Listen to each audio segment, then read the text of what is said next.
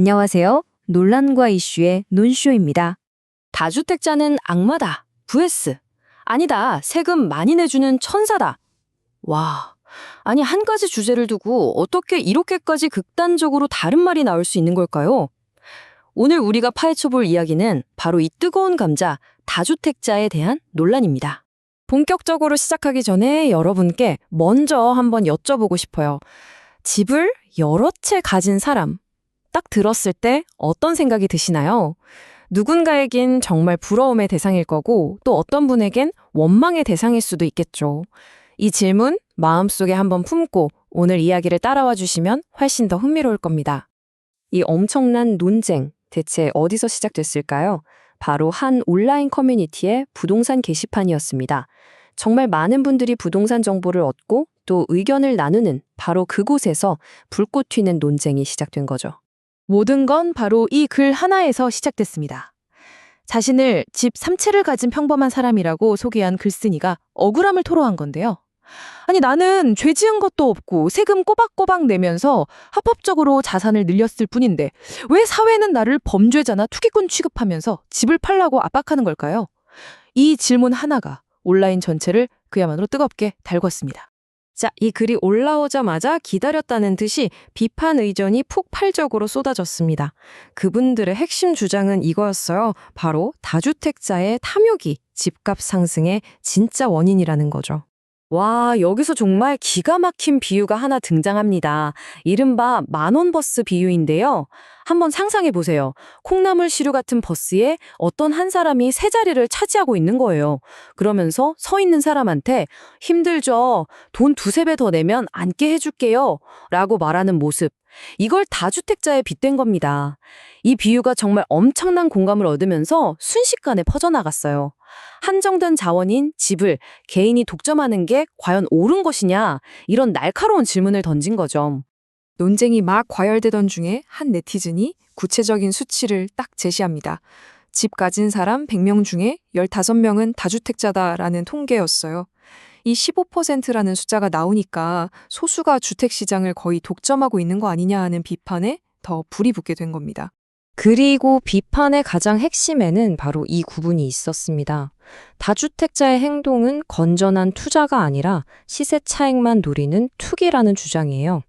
땀 흘려 번 돈이 아니라 불로소득이고 바로 이것 때문에 정말 집이 필요한 서민들만 고통받는다는 인식이 아주 강하게 깔려 있었던 거죠. 하지만 당연히 반론도 만만치 않았습니다. 다주택자들을 옹호하는 쪽에서는 이 모든 비난이 그냥 부당한 마녀 사냥일 뿐이라고 목소리를 높였죠. 다시 한번 맨 처음 글을 썼던 분의 입장으로 돌아가 볼게요. 그분들은 이렇게 항변합니다. 우리는 범죄자가 아니다.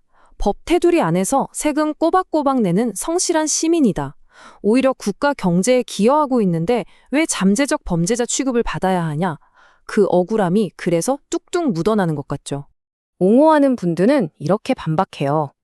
우리가 악마라고요? 천만에요. 오히려 세금 빵빵하게 내는 애국자, 천사죠. 자신들이 내놓는 임대주택 때문에 전월세 시장이 안정되는 거고 또 거기서 나오는 막대한 세금으로 나라 살림에도 보탬이 된다는 겁니다.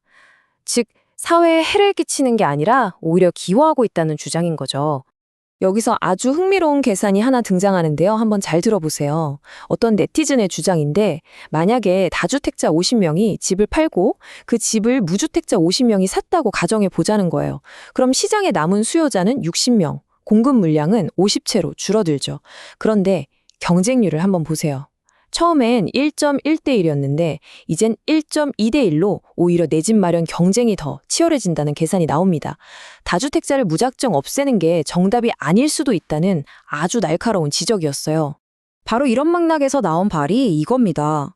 정부가 다주택자를 압박하는 정책을 펼칠수록 그 사람들이 시장에 내놓던 임대 물건이 줄어들어서 결국 공급 부족으로 이어진다는 주장이에요.